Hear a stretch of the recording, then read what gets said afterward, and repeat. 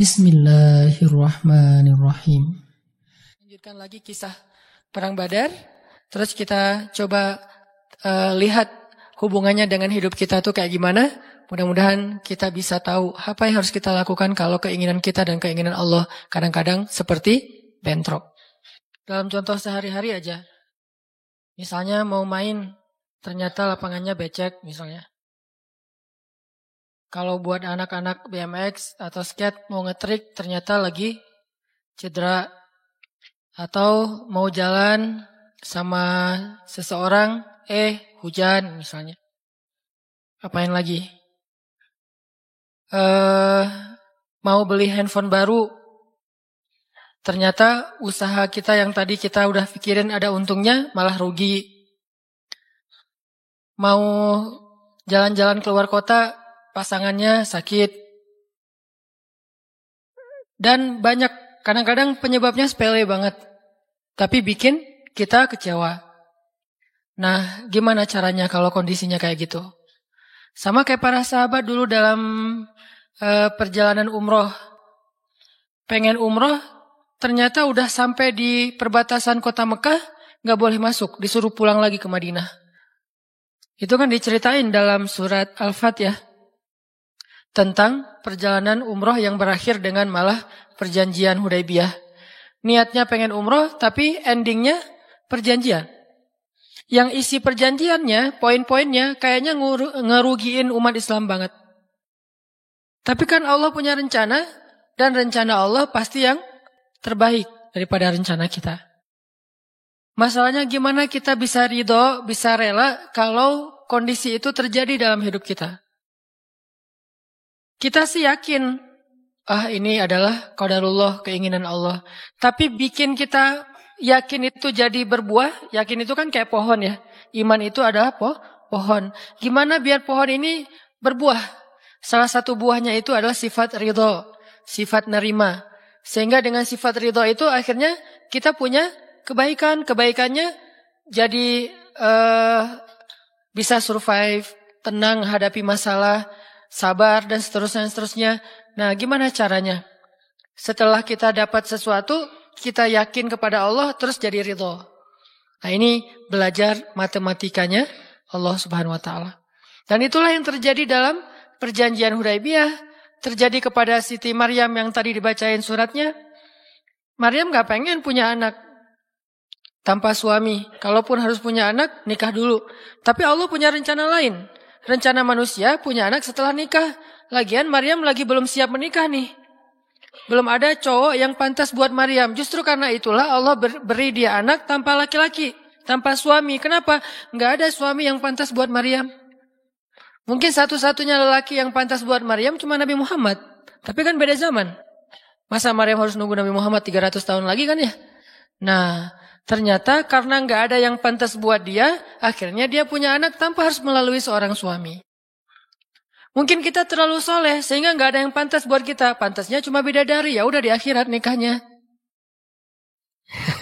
Husnuzannya mah ya. Mungkin di atas nih gak ada yang pantas jadi imamnya, soalnya terlalu solehah. Jadi imam juga kayak ragu gitu. Aduh, ngimamin dia, hafalannya udah luar biasa, bacaannya lebih bagus, guru tahsin lah gitu. Saya baru belajar pratahsin. Masa mau jadi imam seorang cewek yang guru tahsin? Karena dia terlalu keren, akhirnya gak ada yang pantas buat dia nih. Maryam kayak gitu banget. Karena terlalu keren, terlalu soleh, sampai ulama aja ragu, Maryam ini nabi atau bukan gitu. Sehingga ada dua pendapat ulama, sebagian bilang Maryam bukan nabi, orang soleh. Tapi ada ulama yang bilang Maryam itu emang nabi. Satu-satunya nabi dari cewek. 1 dari 4 perempuan yang sempurna. Dan di antara 4 itu kayaknya menurut sebagian ulama Maryam nomor 1 tuh. Walaupun secara usia Asia, Maryam, Khadijah, Fatimah. Tapi Maryam itu paling keren lah. Tiba-tiba hamil. Datang cowok keren. Baju putih, jubah putih. Auranya tuh luar biasa. Pokoknya cowok paling keren aja. Sampai Maryam kaget dan berta'awuz. Inni a'udzu birrahmani minka in kunta taqiyya. Aku berlindung kepada Allah dari kamu. Ketemu cowok keren malah berlindung bukan bersyukur. Coba. Duh, keren banget ya. Astagfirullah, auzubillah, gitu kan ya? Nih Maryam nih. Duh ceweknya keren banget. Udah lama ngelihat baru auzubillah, enggak. Dari awal auzubillah. Kenapa? Ada pasangan di sebelah gitu. Ada istrinya.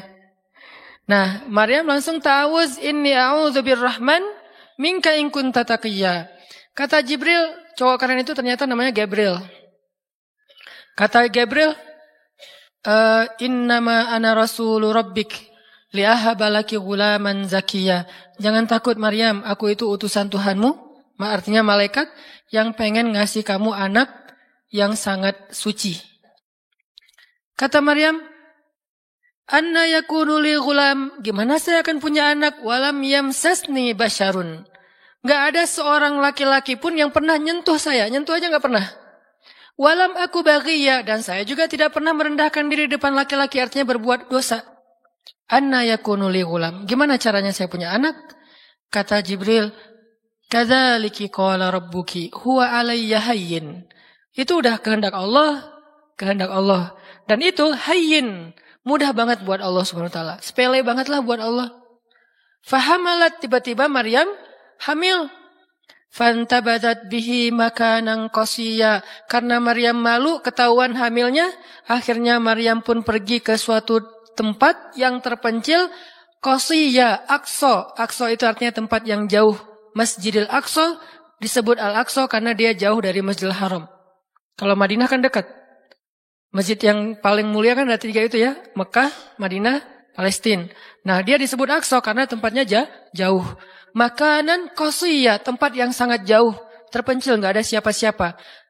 Fantabadat bihi makanan qasiyya. Fa'aja ahal makhadu. Tiba-tiba dia udah harus ngelahirin setelah sekian bulan, mungkin 9 bulan. Qalat, dia bersandar di sebuah pohon, kemudian dia berkata, ya laitani mittu qabla hadza wa kuntu nasyam mansiya. Dia kayak orang menyampaikan satu bentuk kalimat sedih, kayak kalau bahasa sederhananya kayak ngeluh gitu. Ya laitani mittu qabla hadza, aduhai seandainya aku mati aja daripada harus menanggung malu kayak gini. Maryam itu kan pemalu banget. Mahkota sifat malu itu dipakai banget sama Maryam. Makanya ketahuan hamil nggak punya suami, itu buat Maryam pukulan paling luar biasa, telak banget. Walaupun dia nggak berbuat dosa, tapi tetap aja orang kan ngata-ngatain dia. Ditambah lagi Bani Israel, tahu sendiri kan Bani Israel suka banget viralin fitnah. Ada apa? Viral langsung di Bani Israel teh. Maryam hamil di luar nikah, viral. Semua orang ngomongin, mana Maryam, mana Maryam. Terus rumahnya tuh dilemparin batu karena dianggap sebagai pembawa sial bagi Bani Israel. Dasar Maryam ngaku-ngakunya suci, sok suci segala macam. Sehingga Maryam bilang, ya laitani mittu qabla hadza. Aduhai seandainya saya mati aja sebelum ini terjadi pada saya. Sehingga saya menjadi orang yang tidak pernah dibicarakan oleh siapapun. Sedih. Berarti pengennya Maryam beda dengan pengennya Allah. Secara emosional, secara manusiawi, secara fitrah, ada penolakan dan itu manusiawi. Maryam menolak. Begitu juga sahabat muhajirin. Wa inna fariqam minkum lakarihun. Minhum lakarihun. Walaupun sebagian kalian itu dalam keadaan karih, menolak, gak suka. Emangnya kita mau nerima musibah? Pasti kita nolak kan secara spontan, fitrah, manusiawi, nolak. Ya laitani mittu qabla hadza wa kuntu nasyan mansiya. Aduhai seandainya aku mati aja sebelum kejadian ini terjadi padaku, sehingga enggak ada orang yang ngomongin tentang aku. Jadi enggak ada trending topik tentang Maryam waktu itu. Dia berharap kayak gitu. Semua berita buka channel mana aja Maryam. Asal buka Instagram yang muncul duluan di home tuh Maryam. Viral banget, semua orang ngomongin Maryam. Sehingga Maryam bayangin, semua orang ngomongin kita se-Indonesia. Karena emang sebelumnya kan Maryam memang selebgram banget kan. Semua orang pengen nge-following Maryam. Jangankan yang cewek-cewek, yang cowok juga pengen nge-following Maryam. Cuman gak ada yang pantas. Semuanya kagum sama Maryam, respect. Tiba-tiba berubah. Kalau gak naik, jatuh kan gak berasa nih. Kita gak naik, jatuh. Paling keseleo dikit. Tapi kalau naiknya udah terlalu tinggi, jatuh kan lebih sakit nih. Maryam tuh naiknya udah terlalu tinggi. Saking tingginya sampai Nabi menyebut dia satu di antara 4 yang sempurna di muka bumi. Gak ada perempuan yang sempurna kecuali 4 itu. Itu benar-benar dipuja-puja tuh Maryam. Pengen punya anak nanti namanya Maryam. Pengen punya istri kayak Maryam.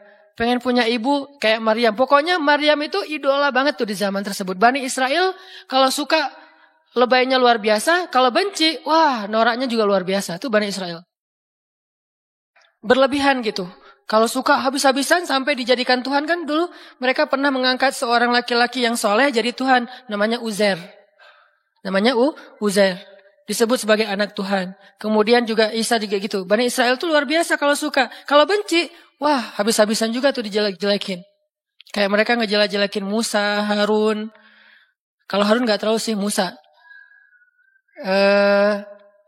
Kayak mereka ngejelek-jelekin Nabi, malaikat Mikail, malaikat Jibril. Kan Bani Israel paling gak suka sama Jibril ya. Jadi gak ada orang Yahudi nama anaknya Gabriel tuh gak ada. Rata-rata nama anaknya Michael. Karena mereka senang banget sama Mikail, gak suka sama Jibril. Kenapa? Jibril itu kalau turun pasti bawa perintah. Wahyu kan? Jibril mah hese. Bawa perintah wae gitu. Bawel Jibril menurut mereka. Kalau Mikail keren, bawa rezeki, bawa rahmat, bawa apa. Sehingga mereka senangnya sama Mikail. Dibikinlah film Jin versus Gabriel. Malah nggak yang baik itu waktu itu Jin. Kan banyak tuh film-film kayak gitu tuh. Itu memang dari dulu kayak gitu. Nah, Maryam naik tinggi, dipuja-puja semua orang. Maryam, kalau ketemu Maryam, fall back dong, gitu-gitu pada. Wah, pokoknya heboh aja sama Maryam. Tiba-tiba ada kasus, Maryam kan jatuhnya dalam banget sehingga Maryam tuh nggak siap perasaannya. Bukan karena dia sombong dan senang dipuja, tapi memang dia orang yang selama ini nggak melakukan kesalahan apapun, tiba-tiba dihadapkan dengan tuduhan yang sangat-sangat menyedihkan. Mirip dengan yang dialamin oleh Aisyah dituduh selingkuh. Orang sekelas Aisyah dituduh selingkuh kan berat banget. Kita aja dituduh macam-macam udah sedih kan, apalagi Aisyah. Sekelas Aisyah yang terjaga dituduh selingkuh. Maryam terjaga dituduh selingkuh. Ternyata diam-diam Maryam banyak banget ada versi gosip dia melakukannya dengan rahib. Ada gosip melakukannya sesama murid di Al-Aqsa. Ada gosip melakukan dengan Zakaria. Banyak gosip. Berat banget buat Maryam. Sehingga Maryam mengatakan, ya laitani mittu qabla hadha wa kuntu nasyan mansiya. Aduhai seandainya aku mati aja. Aduhai seandainya dulu aku gak bikin akun Instagram. Pasti gak akan jadi apa-apa gitu. Nyesel udah punya akun. Udah gitu banyak lagi yang ngomongin. Akhirnya turun ayat. Turun lagi Jibril. Turun malaikat. فَنَادَاهَا مِنْ تَحْتِهَا أَلَّا تَحْزَنِي قَدْ جَعَلَ رَبُّكِ تَحْتَكِ سَرِيًّا. Dipanggillah Maryam oleh malaikat itu. Ya Maryam, la tahzani. Kalau Abu Bakar, la tahzan. Kalau Maryam, la tahzani. Dua orang yang disebutkan kalimat la tahzan di dalam Al-Quran. La tahzan, innallaha ma'ana. Siapa? Abu Bakar. Kalau Maryam, la tahzani, qad ja'ala rabbuki tahtaki sariyya. Jangan sedih wahai Maryam, gak usah khawatir. Allah udah memunculkan mata air di bawah kakimu. Artinya Allah yang akan merawat kamu, Allah yang akan ngebelain kamu, Allah yang akan deketin kamu, Allah bersama kamu wahai Maryam. Apa pelajarannya di sini teman-teman?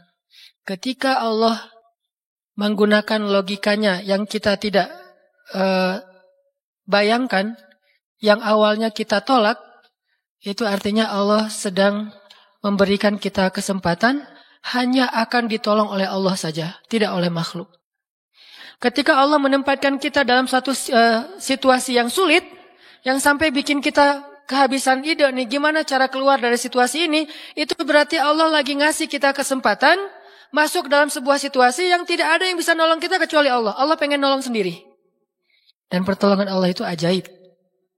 Tapi kalau Allah tempatkan kita dalam sebuah situasi yang kita masih berpikir dan menemukan beberapa jalan walaupun belum pasti bisa, berarti kita masih diberikan kesempatan yang nolong kita itu makhluk.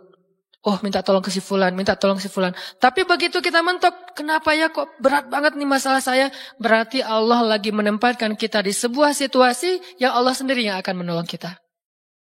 Itulah perang Badar, itulah perang Ahzab, itulah Hudaybiyah, itulah Maryam, itulah banyak kisah kayak gitu. Situasi yang kayak udah mentok banget, yang gak pernah kita bayangkan, yang kita awalnya pasti nolak secara spontan, berarti Allah lagi nempatin kita di sebuah situasi yang Allah pengen men-treat kita langsung sendiri, gak mau pakai yang lain.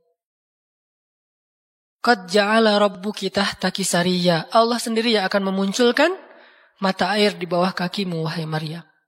Ayub juga kayak gitu. Semua dokter datang, habis uang Ayub untuk biaya dokter tapi gak sembuh. Kenapa? Allah gak pengen kesembuhannya dengan cara-cara yang kebayang oleh Ayub. Allah gak pengen kita dapat jodoh dengan cara yang kebayang oleh kita. Reunian.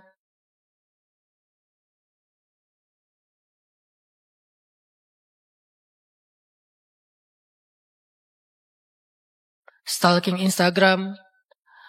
Salah ngambil kebab.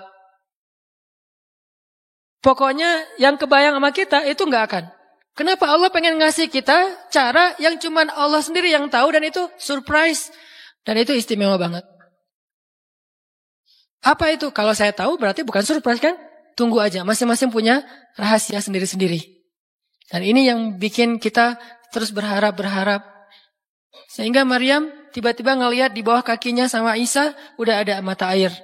Minumlah dari mata air itu. Terus kata Allah, wa huzzi ilaiki bijid'in nakhlah tusaqit 'alaiki rutban janiyya. Ya Maryam, goyangkan pohon kurma yang ada di sebelahmu. Kan dia tadi bersandar di pohon kurma pas ngelahirin. Terus disuruh goyangin tuh pohon kurma. Saya pernah bilang, bayangin gimana seorang perempuan yang baru ngelahirin, yang lagi lemah disuruh goyangin pohon korma.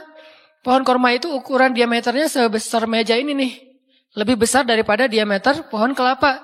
Bayangin, ngegoyang pohon korma sebesar ini, seorang perempuan, goyang gak tuh pohon? Gak bakal. Laki-laki aja gak goyang, apalagi sendiri. 10 orang laki-laki aja ngegoyang pohon korma segede ini, belum tentu goyang. Goyang aja enggak, apalagi sampai ngejatuhin buah korma. Kalau buah korma yang udah tua jatuh masih mending, nih yang muda jatuhnya tuh. Berarti kan goyangnya lumayan tuh. Berapa skala Richter ya? Yang muda jatuhnya rutoban, janiyya, bukan korma yang tamar, yang udah tua, yang udah emang dihembus juga pakai angin, jatuh enggak.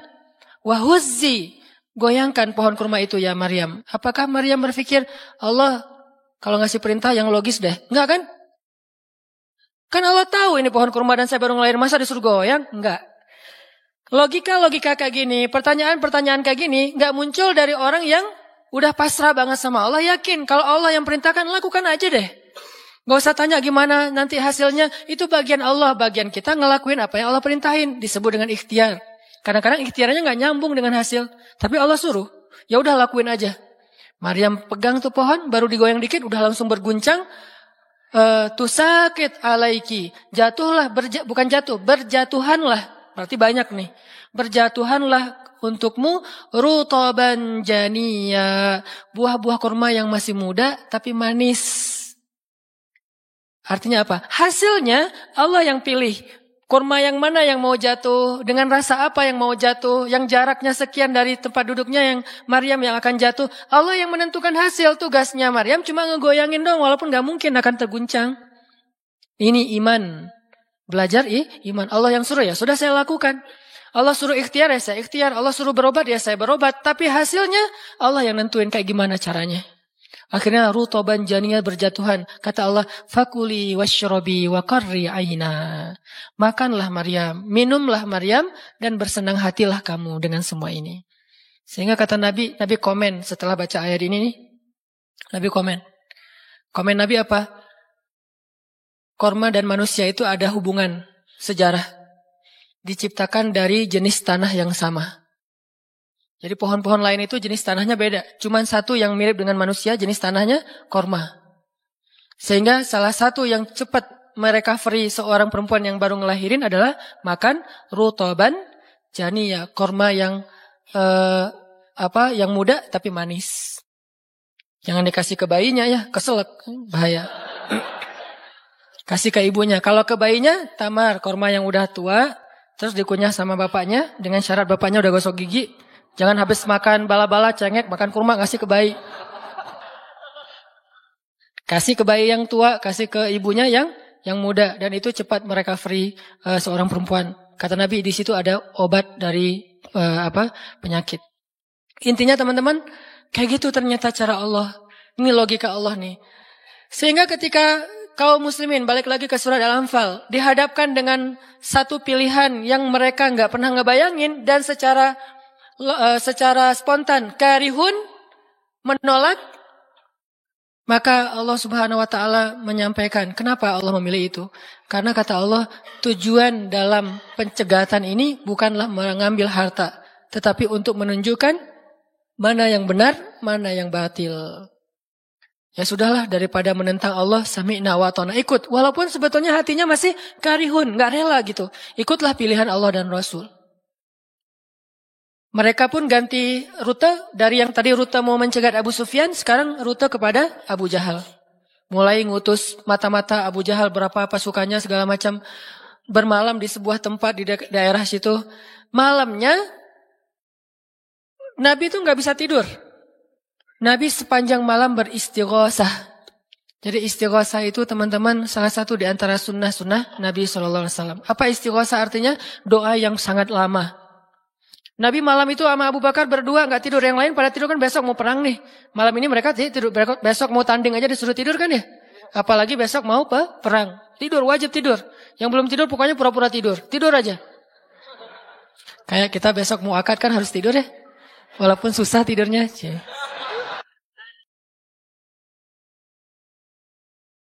Pokoknya kalau mau akad gak bisa tidur teman-teman. Ngapain? Ngafal aja. Saya terima kok. Nanti takut salah saya tolak kan bahaya.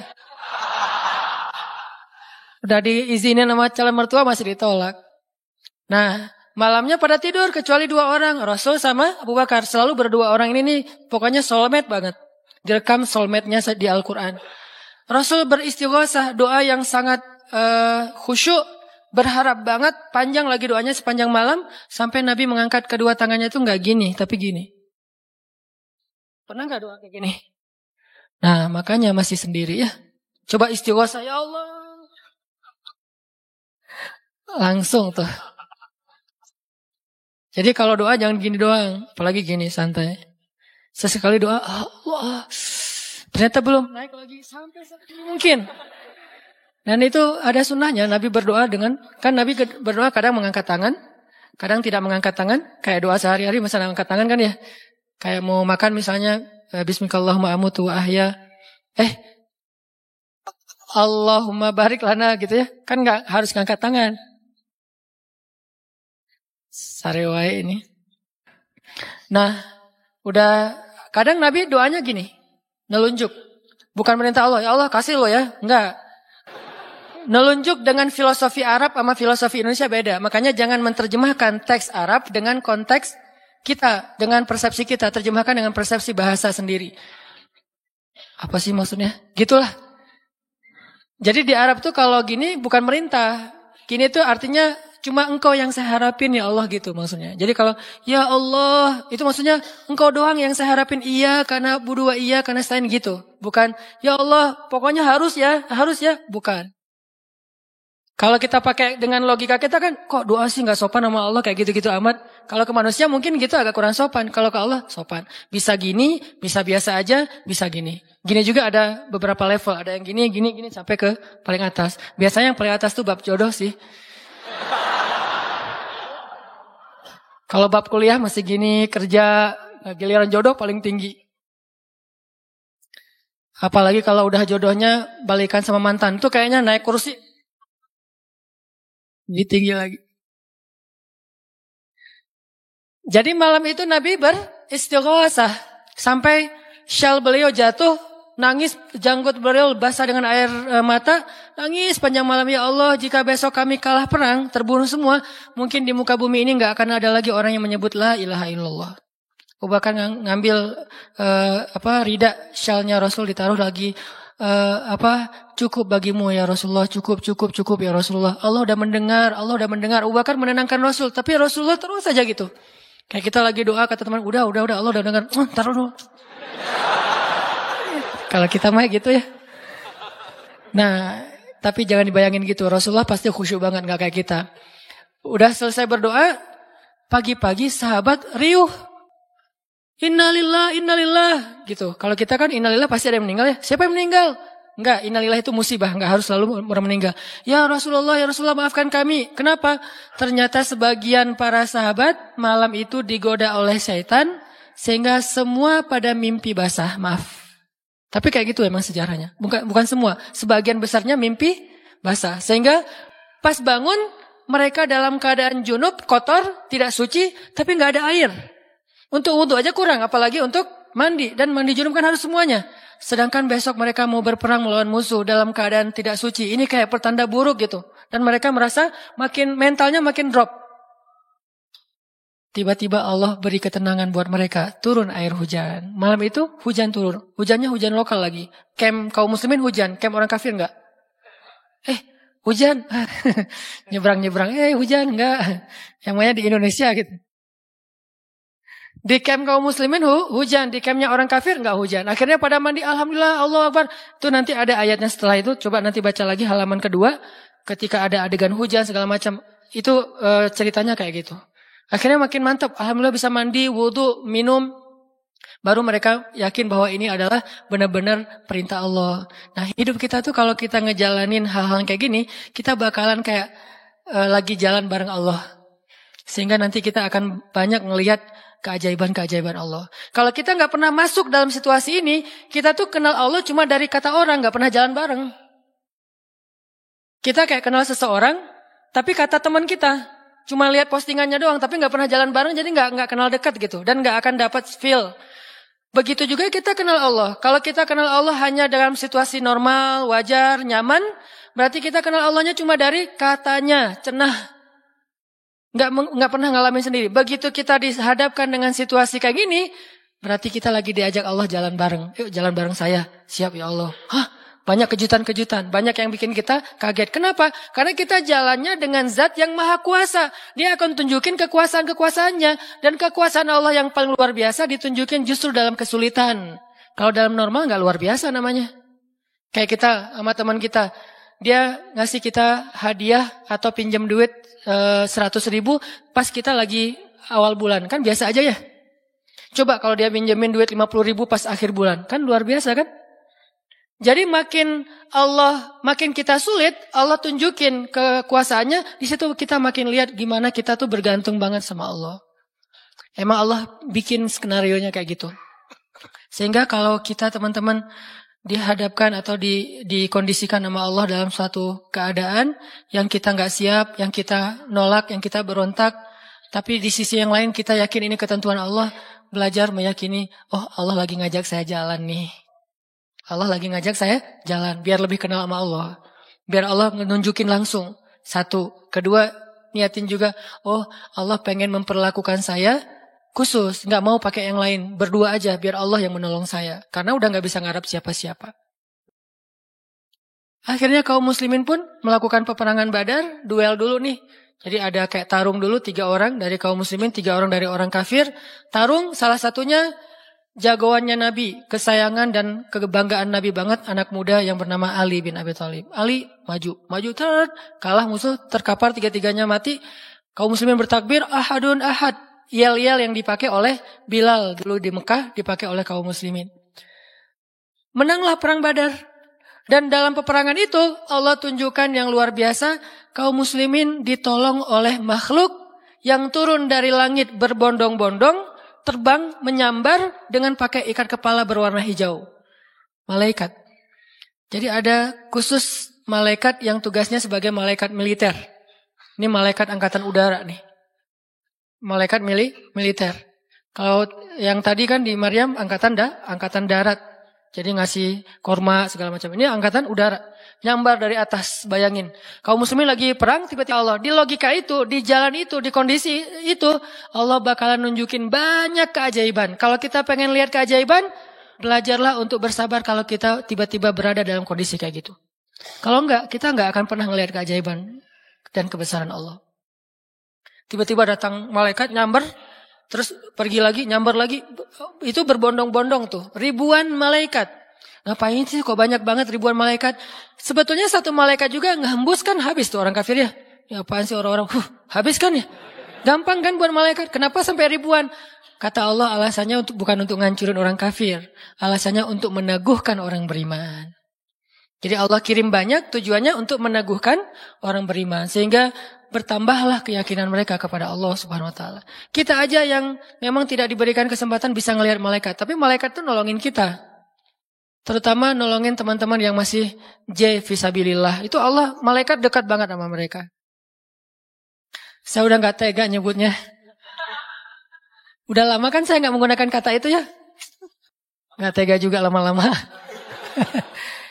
Teman-teman yang masih sendiri, yang masih dalam penantian, malaikat itu kalian gak sendiri. Ada malaikat di sebelah. Malaikat juga kasihan sama kita. Kita aja yang gak ngelihat. Ada malaikat, kenapa di sini? Saya khusus ditugaskan nemenin orang-orang kayak kamu dan teman-teman kamu. Oh ya, malaikat yang khusus nemenin yang berstatus J tadi. Ada hadisnya Ustadz? Nggak ada sih. Tapi yakinlah bahwa malaikat itu diutus untuk menolong orang-orang yang sabar. Status sabar kan bisa status masalah tadi, bisa masalah rezeki, bisa masalah sakit. Pokoknya ada malaikat aja yang nolongin mereka. Ngedoain mereka, berselawat untuk mereka, memberikan naungan rahmat untuk mereka. Pokoknya banyak tuh. Apalagi para sahabat yang tadi mau memilih pilihan Allah walaupun awalnya nolak, karihun. Karena udah milih pilihan Allah, Allah berikan pertolongan yang luar biasa. Mungkin kalau tadi mereka maksain pilihan sendiri, bisa jadi dua-duanya gak dapat. Abu Jahal gak dapat, Abu Sufyan gak dapat. Gak dapat apa-apa. Untungnya mereka bersabar memilih pilihan Allah. Itulah hidup. Makanya teman-teman, kalau pas kita dapat satu musibah, atau satu masalah, satu ujian, kehilangan sesuatu, itu berarti kita dikasih kesempatan untuk ngedapetin sesuatu yang lebih baik. Gimana caranya? Berhusnuzon kepada Allah. Karena kata Allah, Ana indah dhanni abdi bi. Aku tergantung prasangka hambaku kepadaku. Berarti kalau kita misalnya lagi dapat masalah, terus kita berhusnuzon, oh Allah pengen ngasih yang lebih baik. Itu Allah berarti kayak gitu. Kan kesempatan kan? Kenapa kita malah gunain kesempatan itu untuk bersuuzon? Kenalah kita dengan apa yang kita persangkakan. Aku tergantung prasangka hambaku kepadaku. Pas ada musibah kehilangan sesuatu, oh mungkin memang Allah pengen ngasih saya yang lebih baik dari ini. Ini kan udah lama saya pakai nih, udah 2 tahun, 3 tahun, pengen diganti sama Allah. Itu gitu banget Allah tuh sama kita. Terus kenapa kita gak mau berprasangka baik kalau kayak gitu? Masalah yakin. Kalau kita malah pas dikasih musibah kehilangan sesuatu bilang, apa lagi maunya Allah? Kayaknya Allah gak senang dengan saya taubat nih. Maka Allah juga akan memperlakukan kita kayak kita prasangkain. Makanya kalau kita dapat musibah, ujian, itu berarti kita dikasih kesempatan untuk memikirkan sesuatu yang baik yang akan Allah kabulkan. Kalau gak dikasih itu, berarti kita gak dikasih kesempatan memikirkan yang lebih baik. Begitu dikasih, oh saya harus mikirin yang lebih baik nih. Kayak gitu aja terus. Apapun musibahnya. Termasuk yang tadi, gagal dalam hubungan, diputusin atau ditolak. Kita mikirin, oh berarti Allah mau ngasih yang lebih baik dari dia. Ternyata tetap ujung-ujungnya dia juga. Kok bisa? Oh berarti dia diperbaiki sama Allah. Dibuat lebih baik, dibuat lebih soleh, lebih pantas, baru bareng dengan kita. Coba kalau nggak dibuat lebih soleh, udah langsung jadian. Kan bisa bahaya juga buat kita. Stres juga kan mikirnya ya. Makanya Nabi mengatakan, sebaik-baik perhiasan adalah istri yang solehah. Itu benar-benar menyenangkan hati. Kebahagiaan bagi laki-laki itu adalah memiliki seorang istri yang solehah. Istri yang solehah itu bukan cuman istri yang hafal Qur'annya banyak, yang hafal hadisnya bukan wawasan. Istri yang solehah itu istri yang akhlaknya baik. Yang kalau kita ngelihat dia langsung bahagia. Jadi pulang ke rumah itu gak pernah nyetel TV.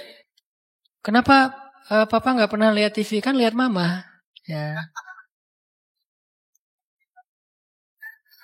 Yang lama nonton TV, pasti ini gak nyaman ngelihat istrinya nih. Jadi kalau sampai rumah bikin kopi, duduk di tengah ruangan, lihat istri lalu lalang gitu. Pak, TV-nya di situ, ngapain ke sana kemana mama pergi? Itulah hiburan buat papa. Berat juga Pernah nggak ngomong kayak gitu? Belum. Gimana mau ngomong, nggak ada orangnya ya. Nanti kalau udah ada gitu tuh. Makanya saya jarang nonton TV, sering nonton YouTube soalnya. Nah ini ya teman-teman. Jadi kita berprasangka begitu dikasih musibah, oh berarti Allah pengen ngasih yang lebih baik. Yang terbaik deh yang kita prasangkain. Karena Allah akan kayak gitu banget. Inilah rahasia matematika Allah. Ya Allah berlakukan kepada Ahlu Badar. Ya Allah berlakukan kepada para sahabat yang berjanjian Hudaybiyah, Bai'atul Ridwan.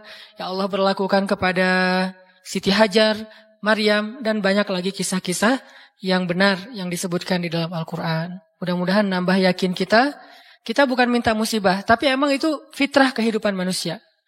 Udah kayak gitu sunatullah. Semua yang hidup pasti dikasih ujian. Jangankan orang biasa, jangankan orang beriman, orang biasa aja dikasih ujian. Apalagi beriman. Beriman itu pasti dikasih ujian sama Allah. Cuman karena ujian itulah Allah memperlakukannya lebih istimewa daripada orang lain. Jadi siapa orang yang paling istimewa di mata Allah? Yang paling banyak diuji. Jadi jangan pede dulu bahwa kita lebih istimewa di mata Allah gara-gara kita ibadahnya lebih bagus dari teman kita. Bisa jadi teman kita nggak tahajud. Bukan berarti nggak perlu tahajud ya. Tahajud keren, bagus, luar biasa. Tapi ini kalau kita ke orang lain gitu. Misalnya kita udah tahajud. Misalnya kita udah taklim. Misalnya kita udah tilawah. Misalnya kita udah sedekah. Misalnya. Terus kita ngerasa kayak lebih baik dari orang lain. Jangan. Karena bisa jadi ibadah teman kita diam doang tuh. Ngapain? Sabar menghadapi ujian. Itulah ibadahnya. Bisa jadi orang yang paling mulia di mata Allah itu orang yang sedang sakit di rumah sakit atau di rumahnya yang nggak bisa berobat bertahun-tahun. Pas kita lihat ke dia mah nggak ibadahnya nggak dahsyat kayak kita, nggak pernah ikut talim, tilawahnya sedikit-sedikit, paling juga yang dia hafal aja karena udah nggak bisa baca saking sakitnya. Tapi ibadahnya itu 24 jam sehari lewat apa? Sabar menghadapi ujian sakit. Berarti bisa jadi teman kita yang baru diputusin itu lebih mulia daripada kita yang baru jadian. Jadi jangan ngeledekin ya, jangan suka membuli lah. Karena yang dibuli itu bisa jadi lebih mulia daripada yang membuli. Astagfirullahaladzim. Ya. Itulah teman-teman kajian tentang matematika Allah. Mudah-mudahan kita mengerti. Maksud mengerti di sini meyakini, bisa bertambah yakin sama Allah dan bisa diterapin. Tadi kalau dikasih ujian, berarti kita punya kesempatan berprasangka baik supaya kita dapat apa yang kita prasangkakan. Kalau dikasih ujian, berarti Allah pengen ngajak kita jalan berdua nih. Kalau dikasih ujian, berarti Allah pengen memperlakukan kita secara khusus. Nggak mau yang lain bantu kita, pengen Allah doang yang bantu. Dan itu keistimewaan dari Allah untuk kita. Dukung dakwah kami dengan like dan subscribe, semoga rezeki kalian berlimpah.